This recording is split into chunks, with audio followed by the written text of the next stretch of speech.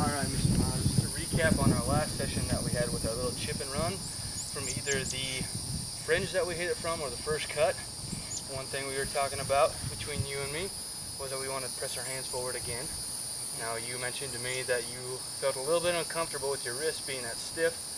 Little breakdown right at the very beginning is okay, just a little bit.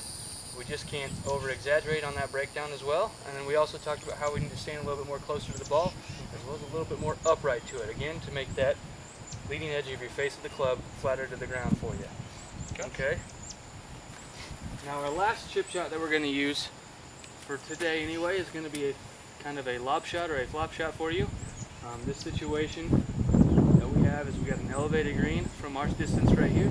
We need to get the ball up and we need to land it soft because we don't have the flat ground that we would like to have to run that ball out like we did on our chip and runs over here. Right. So this one we have a couple different options. On a pin that's going to be close to you, we need to place the ball a little bit closer to the front of our stance so we get the ball up quicker and it's going to land softer. Okay. Also, when we have a pin that's further away, we got more room to work with, a little bit more like this pin that we have here. You can put it more towards the mid or the back because you can have a little bit more room to run the ball out towards the pin.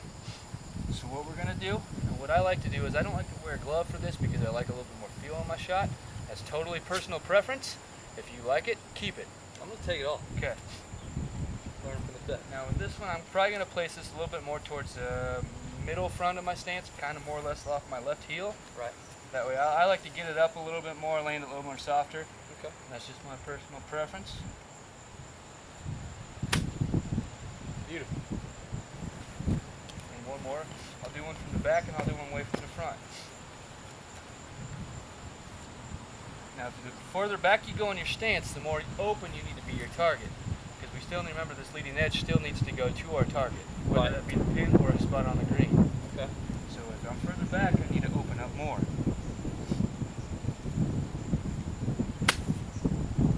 Oh yeah. Then lastly, the front. And when we hit this front one, what we need to remember is we also need to keep our weight more on the front of the side of our body. Kind of like we had with our previous shot with our low screamer that hit and sit from our pitch about 75 yards out. Almost the same kind of feel to that one. Okay. That way it makes it sit a little bit quicker for it because of the spin created on the ball.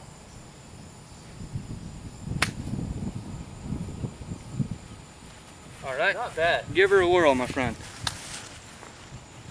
Now what club do you have in your hands? I'm holding a 56-degree wedge. Okay. Now for a situation like these, a little bit higher lofter is always a little bit more ideal. 56 is okay. All right. If you know how to manipulate the club, that's perfect. I believe I do. Also a 60-degree wedge, 58 would work just as fine as well too. Okay. Are you open the club face at all? Yes, sir. Still with your Just a leading little edge more towards the target. Yep. Alright. So reassess, line up.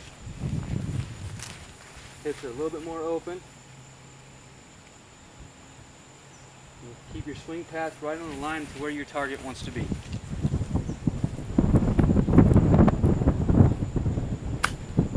Good. You can see that fan out a little bit more right of your target, and so what that tells me is we need to aim a little bit more left, open up our hips just a tad more. All right.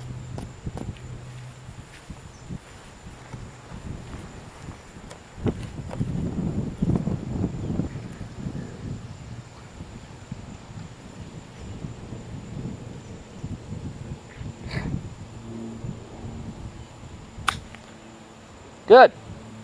Really good.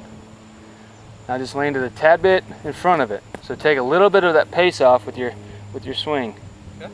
But do not, I repeat, do not decel through your swing. Keep a constant tempo.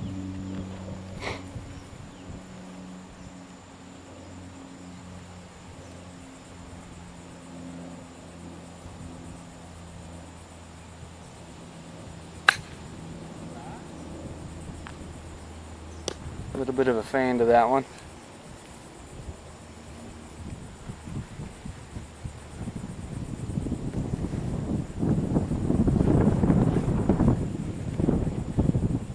And this style of shot It's only something that we can use when the ball is sitting up in the grass. When it's a little bit more buried, opening up your face like that will only create a situation where you blade the golf ball.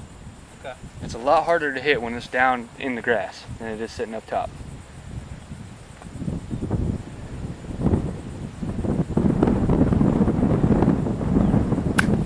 Good.